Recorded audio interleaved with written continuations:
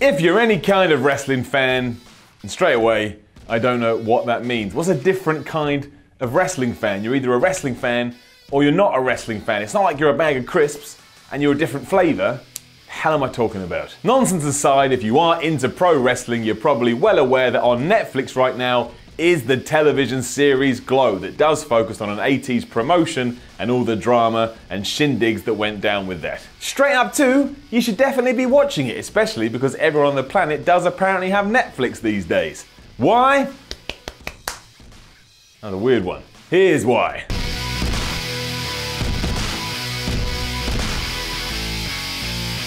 First and foremost, we should all support this stuff because if we do, we're going to get more of it going forward, and anything we can get that's not just straight up in-ring action and focuses on the mainstream a bit more and drags people in, well, that's good. We should cast the net as big as the net can be cast and grow the world of pro wrestling. We as fans have that power, even if it's going on to Netflix and pushing play. That's well easy too, and you can do it eating ice cream. I really like ice cream. There's an even better reason than that, however, and that's the fact that Glow is really good, and while that may sound obvious, believe you me, when a lot of things come along and they're related to pro wrestling, they're actually an abomination to mankind. There's loads. Just go type something in on Google, like, I don't know, pro wrestling TV show, and watch it. Then cry, then go to sleep, recover, get back on with your day. Like that WCW movie. They're so bad, I'm not even going to mention the name. I see you, David Arquette. How you doing? How you doing? This was helped no end by Netflix. They did make it one of their big projects, and if you've seen any of their original series, you know they don't hold back, and by and large they're all actually like properly amazing TV shows that we should all watch. It doesn't mean it's guaranteed to be a success, but in this case, it definitely is, and it's been so good, and it's created such a buzz that even those who don't watch Raw and SmackDown week in, week out, they're invested. Everybody is watching Glow. Set in LA in 1985, it does follow Ruth Wilder, an actress who auditions for the glorious ladies of wrestling and then soon finds herself butting heads with the director of the piece and a lot of other people in there as well. Now on paper, or as the words come out of my mouth in this case, that sounds like a very by-the-numbers TV show, and it is. I'm not going to stand here and lie to you. This is what you would imagine any television program that's ever been made is like. It hits the same tropes, it goes down the same pathways, got the same gimmicks, the same novelties, the same ideas. But here's the kicker, because it's about pro wrestling, that's what makes it feel unique and fun. It is this backdrop that matters, so even though you're seeing the same humdrum being played out, that's what makes it so different, and because you are a super fan, or at least I assume you are, you're gonna love all the sly digs and references that are shoveled in. And you'll also appreciate the famous faces who just casually turn up on set. You got John Morrison, Carlito, Brodus Clay, Joey Ryan, Laura James, Alex Riley, Brooke Hogan, for some reason. And then there's Christopher Daniels and Frankie Kazarian. Indie darlings, Christopher Daniels and Frankie Kazarian on a really popular Netflix show.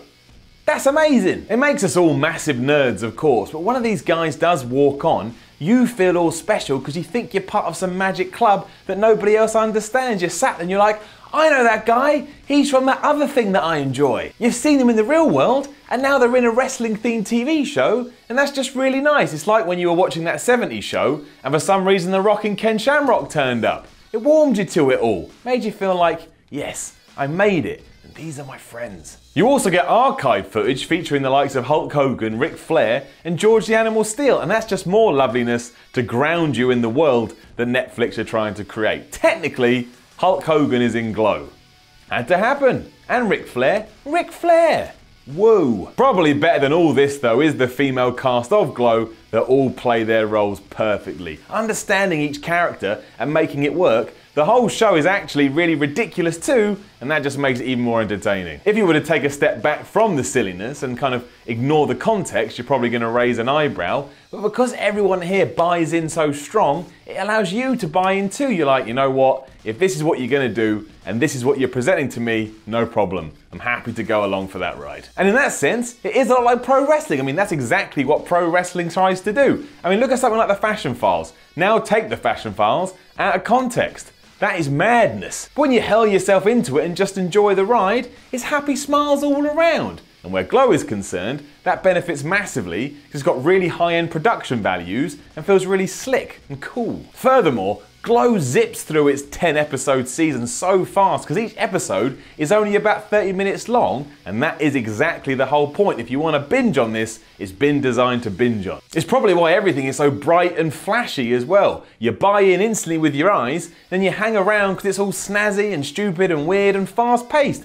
It's actually the perfect balance. It's just a really good TV show about wrestling. The narrative itself also does do a very good job of evolving constantly. By the time you get to the end, it's going to surprise you a little bit, and there are some twists and turns you won't see coming, and more importantly, it does what all good TV shows set out to do, and that's when it is over and it's finished and you're done, you're going to be left wanting more, or at least to pick up the phone and tell your mate, listen bro, or sis, you got to watch this. And technically there is more, because you can then go out of your way to watch the actual Glow promotion from the 80s. So you're inspired to take in even more wrestling, and then you can watch Glow and go, oh, it's really strange. Bottom line, if you've got Netflix and haven't seen this already, you should go out of your way to watch it. It's going to be over in a jiffy and you're going to have a fun time doing it. I wouldn't necessarily say you should sign up for the service just to watch it, but if you do that, you're not going to be disappointed. It's fun, it's entertaining, in a way it's a bit like a trip down memory lane, and as wrestling fans, that's all we can ask for sometimes, especially when it's in the mainstream audience. And also, it's not like the usual things that we are watching each and every week, and it doesn't go on for like 87 million hours, like all wrestling shows do these days. So 2 thumbs up to Glow, which also proves that if Netflix does turn its attention to something, it just comes out the other side with gold, which is also why you should go watch Narcos. Narcos may very well be the best television program that's ever been made. Just don't get the two confused, because then you yourself are going to be absolutely baffled. One is about 80s wrestling and women dressing up in spandex, that's here. The other is kind of based on a true story. Well, they're both based on true stories, but this one is about Pablo Escobar and how he did drug trafficking for years and killed a lot of people. So if you go to your friend and you're like, I watched Glow, there's a lot of cocaine. Well, it's kind of true both ways, but just don't do it. Don't mix the two up. Now, don't forget to leave a comment below and let us know what you think about Glow. Like, share, and subscribe. Head on over to Twitter and follow What Culture WWE. Then go to whatculture.com and just read. What else are you doing today? Nothing. Go read What Culture. I am Simon from What Culture. This was the Why series. If you feel a bit down or a bit sad today, know this.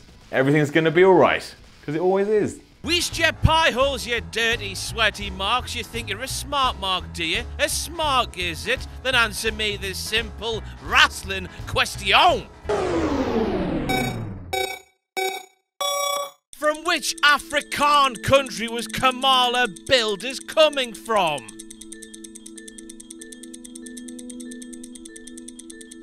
No, you're wrong, because you are a sweaty mark. The answer is Uganda.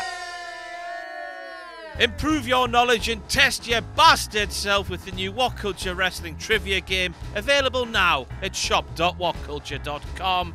Sweaty mark.